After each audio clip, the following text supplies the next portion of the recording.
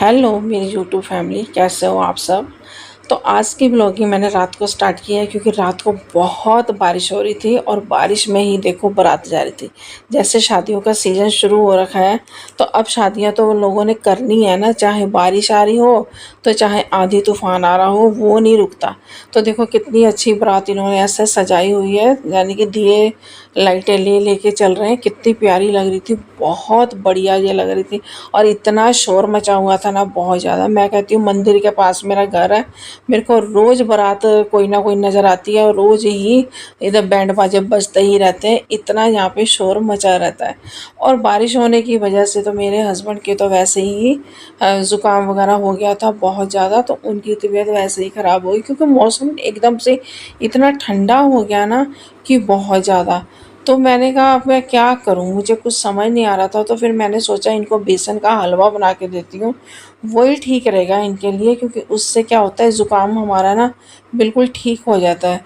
जो भी हमारे कफ़ होती है, जहाँ खांसी वगैरह हो रही होती है ना, तो उससे हमें जब देसी घी में हम वो हलवे को बनाते हैं ना बेसन के को, तो उससे बहुत ही बढ़िया आराम मिलता है। और उसको सुड़का भी बोलते हैं। मेरी मम्मी तो बोलती होती थी सुड़का बना दो। सुड़का तो हम बनाते होते थे तो वो एकदम पतला पतला होता था, लेकिन ये हम मैं थोड़ा सा गाढ़ा गाढ़ा ही बनाऊंगी। तो मैंने साथ में चाय बनाई है, चाय में चीनी चाय पत्ती सब कुछ डाल दिया है। तो ये दस मैं कढ़ाई ढूंढ रही थी तो मेरे को नज़र आया सामान इधर उधर बिखरा पड़ा, मैं कहा थोड़ा सा इसको भी सवार दूँ। तो मैंने कढ़ाई में देसी घी डाला है। देखो बेसन का हलवा बनाए चाहे कोई भी हलवा बनाए तो उसको शुद्ध घी में ही बनाओ तो वही बेस्ट है। तो इसमें मैंने बेसन डाला है, तो बेसन को मैं धीमी आंच पे भूनती हूँ। अगर हम तेज़ आंच पे भूनते हैं ना, बेसन तो भुज जाता है लेकिन उसका ना जो सा टेस्ट है वो कच्चापन रह जाता है। तो अगर हम इसको धीमी आंच पे भूनेंगे तो इसका जो सा अंदर का कच्चापन होता है ना, वो एकदम से निकल जाता है और वही हलवा सबसे बढ़िया लगता है। और ये ऐसे बनता है जैसे मूंग दाल का हलवा बना है, इतना बढ़िया बनता है। थोड़ी सी मैंने इसमें सूजी डाली है, सूजी इसलिए डाली है ताकि इसकी बाइंडिंग अच्छी हो जाती है। अगर हम अकेला बनाते हैं ना बेसन का हलवा, तो वो थोड़ा सा पतला पतला रहता है, जैसे लेटी होती है। लेटी आपको पता है, जैसे वो किताबें वगैरह जोड़ने वाली होती थी, उसको हम लेटी बोलते थे। आटे की बनाते थे, पतंगे उड़ाते थे तो भी उसको लेटी लगाते थे ना। पतंग जहाँ पे फट गई तो उसको लेटी लगा के चिपकाते थे, उसको लेटी बोलते हैं। तो आटे को घोल के पानी में तो फिर उसको ऐसे चिपकाते थे, क्योंकि तब गोंद वगैरह नहीं मेरे को लगता होता होगा, तभी उसी से ही वो करते थे, तो उसको लेटी बोलते थे। तो फिर इसे मैंने अच्छे से ऐसे स्लो गैस पे ही भूना है। स्लो गैस पे भूनते भूनते देखो ये कितना अच्छा ब्राउन कलर इसका आ गया। तो अब इसमें मैंने बादाम काजू किशमिश जो भी है वो कूट के डाल दिए। किशमिश तो डायरेक्ट डालिए, बादाम जौन से है वो मैंने इसमें डाले। मैं अलग से नहीं कभी भी भूनती बादाम वगैरह। जब हमने ये सामान सारा भूना है तो उसी के बीच में जब हम इसको डाल देंगे तो वो गरम गरम में बादाम काजू भी भुज जाते हैं। तो फिर मैंने इसमें दूध डाला है, पानी नहीं डाला, दूध डाला है। पानी डालूंगी थोड़ा डालूंगी, लेकिन दूध मैंने इसमें इसलिए डाला है कि दूध से इसका टेस्ट बहुत बढ़िया आता है। बेसन का हलवा बनाओ और दूध ना डालो तो मैं कहती हूँ मज़ा ही नहीं आता। दूध डालने से इसका टेस्ट इतना बढ़िया हो जाता है। और फिर मैंने इसमें डाल दी चीनी। अब मैं इसको अच्छे से मिक्स कर लूँगी। जब तक ये कढ़ाई घी नहीं छोड़ देता तब तक हम इसको बनाएंगे। तो इसको बनाने में थोड़ा टाइम तो लगता है। अगर धीमी आंच पे बनाओ तो देखो टाइम लग जाता है, और अगर तुम तेज़ आंच पे बनाते हो तो वो तो 5 मिनट में बन के रेडी हो जाता है। लेकिन फिर वो वाला मज़ा नहीं आता और वो सड़ा सा उसका टेस्ट आता है, कड़वा कड़वा टेस्ट आता है बेसन का, तो वो बढ़िया नहीं आता।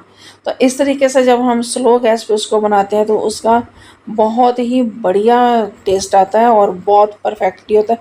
और मैं कहती हूँ इसको खाने से शरीर में ऊर्जा आ जाती है, ताकत मिलती है हमें।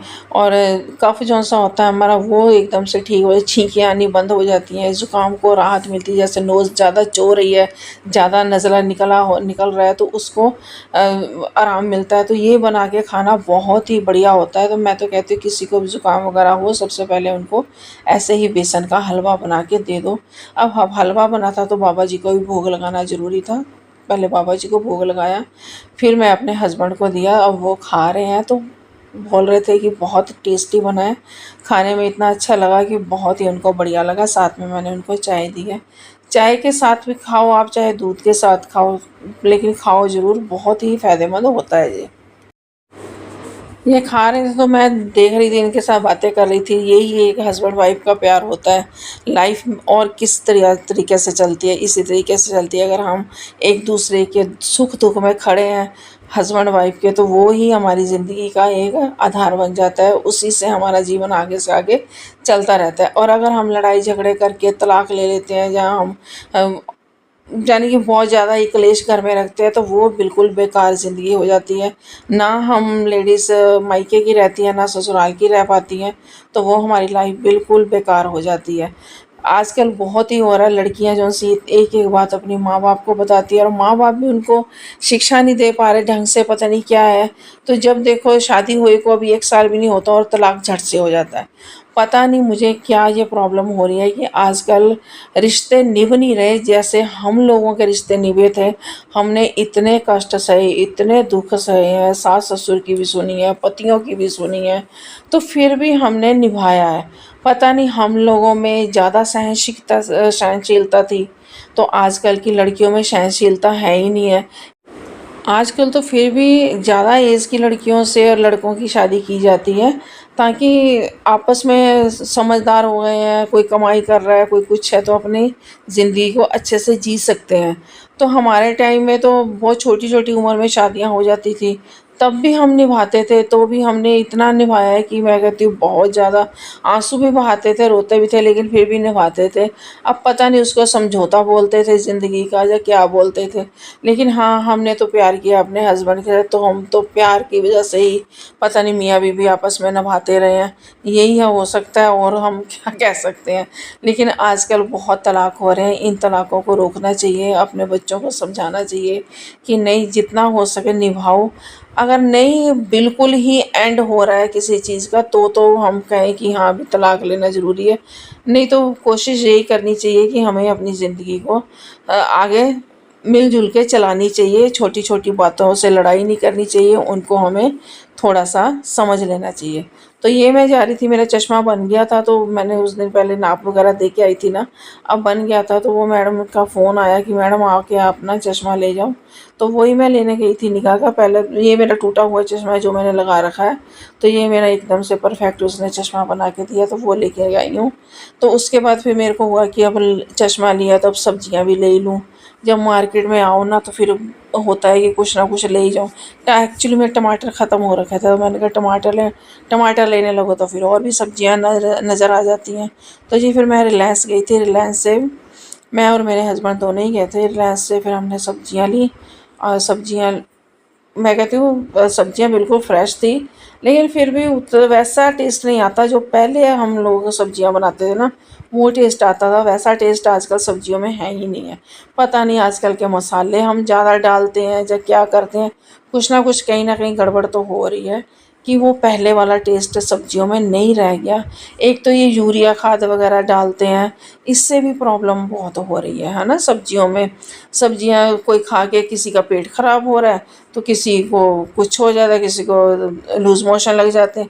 ये प्रॉब्लम बहुत आ रही है। तो फिर भी हमने इतना झोला भर के सब्जियां ले ली, क्योंकि देख के ना हरी हरी सब्जियां मन कर ही आता है कि ये ले लें या वो ले लें। तो ये इतनी सारी सब्जियां मैं उठा के ले ही आई हूँ। टमाटर भी लिए मैंने, और शिमला मिर्च भी ली है,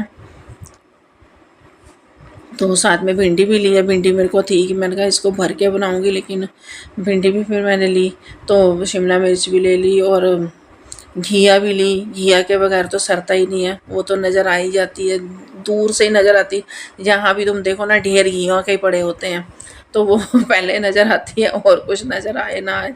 क्योंकि इसका मेरे को होता है कि चलो कोफ्ते बन जाते हैं, जहाँ रायता बन जाता है, तो वो गर्मी के मौसम में बढ़िया लगता है। ये मैं ऐसे ही बस मस्ती मारने लगी, जैसे बच्चों को सिखाने के लिए होता था ना। पहले हम बच्चों को, ऐसे छोटे बच्चे होते थे, तो ऐसे सब्जियां उनको दिखा दिखा के, तो ऐसे मैं सजाती होती थी, ऐसे गेम बनाती होती थी। और फिर इनको कहना कि ये देखो, ये भिंडी है, जो टमाटर है, जो घिया है, तो वही मैं अब भी कर रही थी। तो उसके बाद में फिर सब्जियों को लगी सब इकट्ठा करके, मैं इनको धोती हूँ, तो धो के फिर फ्रिजों में रख दूँगी। तो अगर आपको मेरी वीडियो पसंद आई तो प्लीज़ एक लाइक ज़रूर दे देना, और मेरे चैनल को सब्सक्राइब ज़रूर कर दो। सब मेरी वीडियो देखते हैं, लेकिन मेरे चैनल को सब्सक्राइब नहीं कर रहे, प्लीज़ सब्सक्राइब करो।